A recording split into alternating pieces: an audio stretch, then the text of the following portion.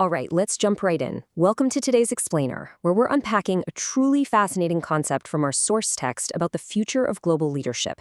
It presents this incredible paradox that honestly completely flips our modern understanding of power on its head.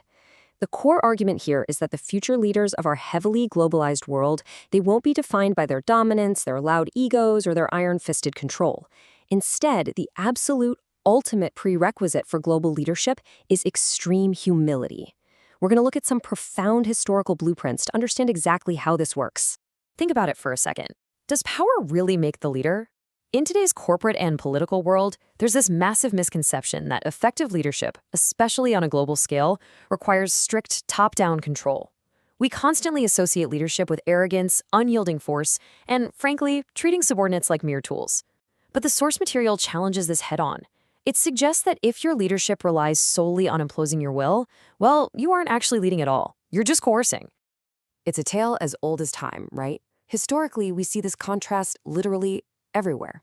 On one side, you have tyranny. You've got archetypes like Pharaoh, who rule by sheer force, enslavement, and declaring themselves totally untouchable. But true leadership?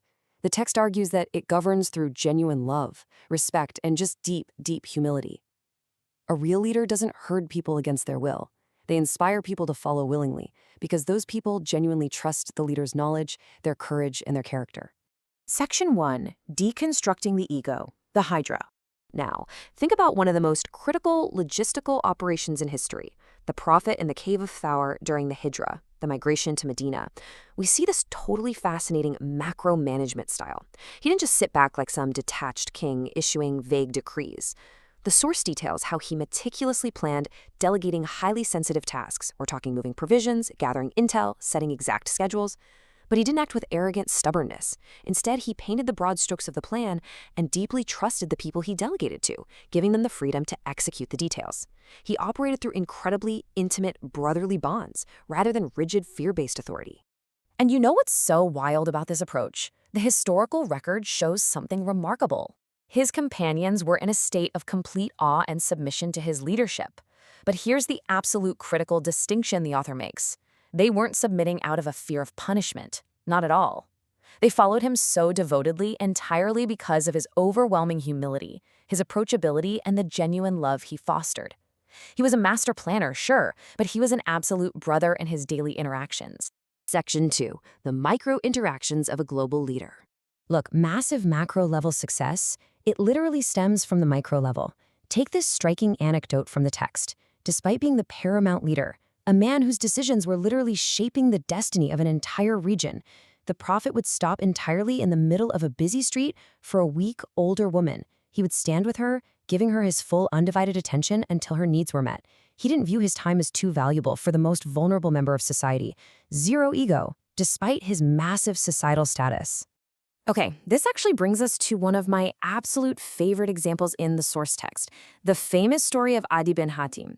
So Adi was a leader of his own people, and he came to visit the prophet to see what this whole new movement was all about. When they walked into the prophet's home, the prophet took the only comfortable cushion in the entire house and threw it over to his guest, absolutely insisting that Adi sit on it. Can you just imagine the psychological shock of that moment?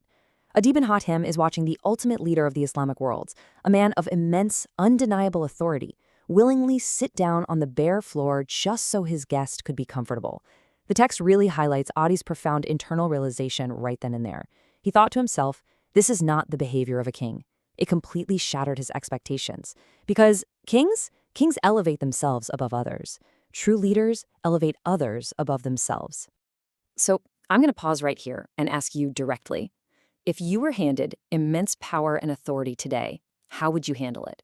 Would you demand the corner office, the executive perks, the cushion? Or would you have the internal fortitude and the genuine humility to sit on the floor? It is incredibly easy to claim you'd be humble, but the text challenges us to examine how we actually treat people when we have the upper hand. Section 3. The Ripple Effects, a Generation of Great Leaders. Listen, a real leader doesn't just collect subservient followers. They create a ripple effect. They breed more leaders. The foundational training for this next generation was built on one core principle. Whoever humbles himself for Allah, Allah elevates him. Figures like Ali and Umar profoundly understood this. They view leadership not as some shiny path to personal glory, but purely as an act of submission to God. They realize that you simply cannot be a true leader of people if you walk around thinking you are inherently better than them.